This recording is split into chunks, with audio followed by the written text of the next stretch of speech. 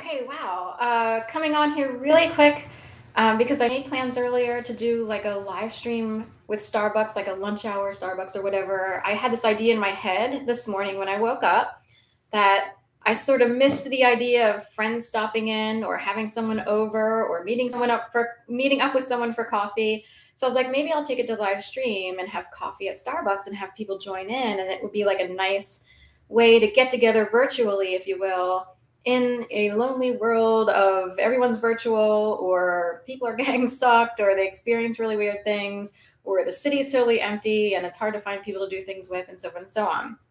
So I did post on my Facebook page that I said 12:30. I started early because I was worried about getting a seat. I wasn't sure how much setup was needed because I haven't really sat down in a Starbucks for a long time, and I haven't used Wi-Fi in Starbucks at all since I returned in 2021. I returned to Philadelphia, and they have a whole new sign-on system now. You have to go through the page. You can't just like click it. Like I had to sign on through their website. It's been so long.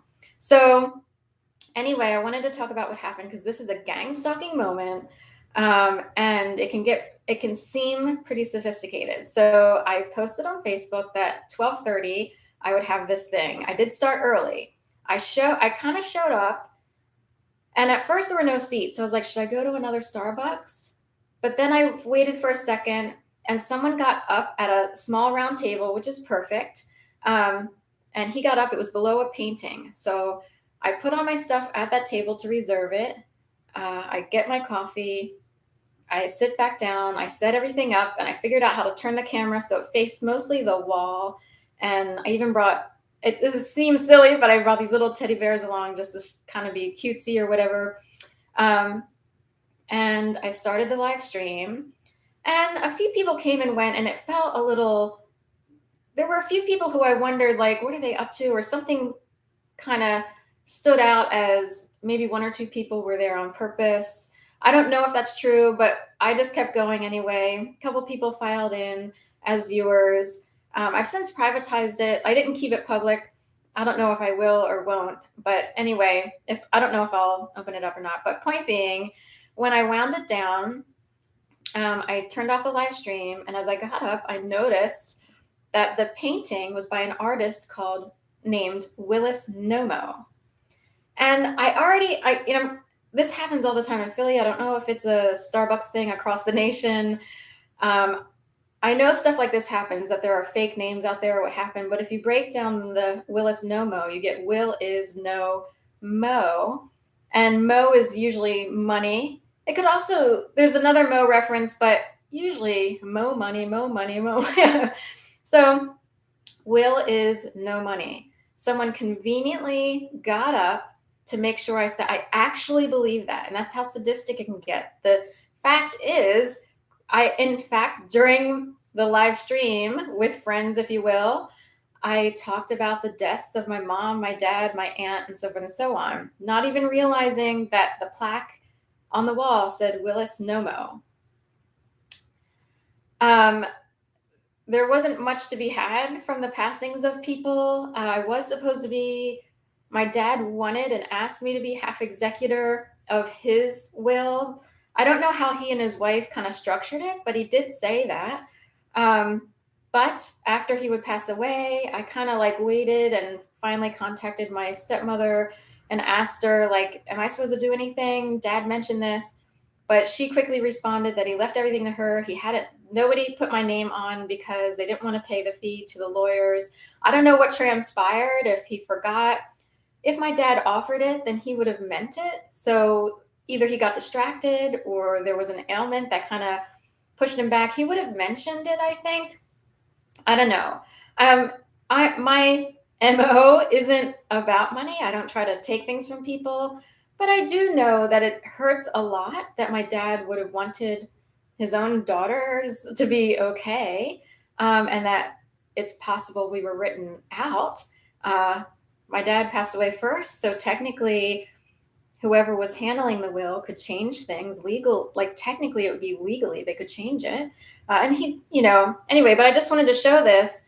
That's the painting, and this is at the Rittenhouse Starbucks. And I did get the um,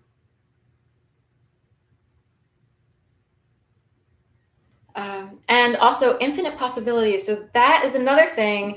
I was all in this realm of like, if people knew there were infinite possibilities, I went through a phase when I was younger. If people knew there were infinite possibilities, they could escape the downtrodden trap that they might be in. Like this is years ago, like early 2000s. And I think I even sent one of my nephews something like infinite possibilities, like how to think that there's something else besides, what's always presented in a certain state or whatever. And I think he might have hung up something that I drew called about infinite possibilities. So there you have it. This is infinite possibilities, Willis, Nomo, or no money. That's how bad that is. I know that I was set up for something big time. It feels very sadistic, very hurtful. I'm still here, which means someone out there besides me wants to keep going. I want to keep going. Like I am determined to, show them that they can't take someone down. And the good will always outdo bad intentions. And not through, if somebody has bad intentions through a will or what have you, whatever. But good people like me, and I'm a good person. I don't go out of my way to hurt anyone. I don't set anyone up for anything, nothing. I will always win on some level. And there are people out there with a lot of money and a lot of assets, and they know they're wrong. They know they're wrong. That's how bad this is. Someone conveniently got up out of a coffee shop filled with people. I just ran back to get a picture, and the coffee shop is not as filled up. There are a lot of seats open. I know I was there during a lunch hour-ish time period, so I'm willing to consider that. But how orchestrated was that? Was that a gang stalking moment? In my eyes, that was a gang stalk moment. Even the person sitting there might not be totally conscious. Or was he? There was a man sitting there and he got up. And I sat there because it seemed like the perfect place to sort of set up without being intrusive to anyone else. So that is a gang stalk moment. I'm used to that. I noticed it after. So it's almost like someone wanted me to notice it.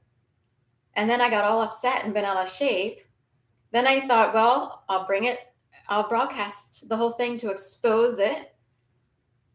There is a conspiracy theorist guy who I used to watch named Mr. Cat Eye, who's no longer on YouTube, but he's determined to believe that if you keep exposing whatever it is they do, orchestrations, this, that, and the other, they have to go back to the drawing board or they have to hide for a while, whatever it is they do.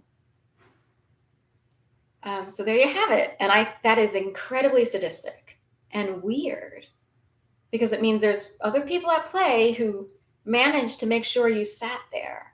That is creepy. That is stalkerish. That is gross. And if it's done enough, who knows, I know, we'll just leave it at that. I'm a female. There are men out there, and if they experienced what I experienced, they would have gone ballistic. I am so not kidding. That is one incident today on the light side.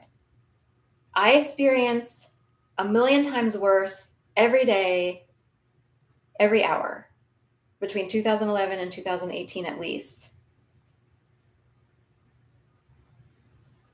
There you have it. So Starbucks, answer the call. What up with these fake names and these paintings?